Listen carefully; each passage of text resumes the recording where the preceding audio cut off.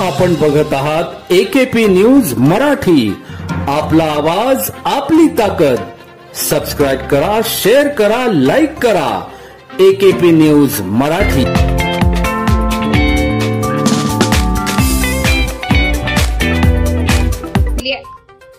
नमस्कार, मी किशोर काळे, पोलीस उपायुक्त झोन 2।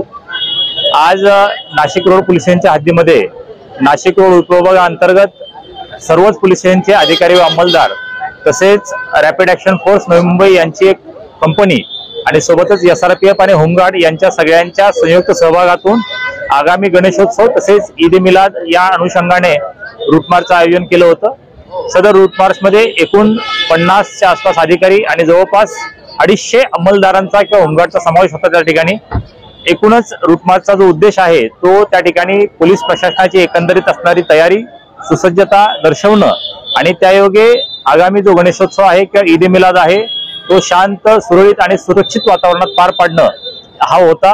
मी तमाम नाशिककरांना आश्वस्त करतो की पोलीस प्रशासन एकंदरीत आगामी गणेशोत्सवाच्या अनुषंगाने पूर्ण त्यांची तयारी झालेली आहे। आपण शांत, सुरक्षित आणि निर्भय वातावरणामध्ये या गणेशोत्सवाचा आनंद घ्यावा आणि आपला जो उत्साह आहे तो इतरांना त्रास होणार नाही अशा पद्धतीने आनंदाने साजरा करावा। आपल्या सर्वांना गणेशोत्सवाच्या हार्दिक शुभेच्छा। धन्यवाद। AKP न्यूज साठी ब्युरो चीफ अनवर खान पठाण, नाशिक।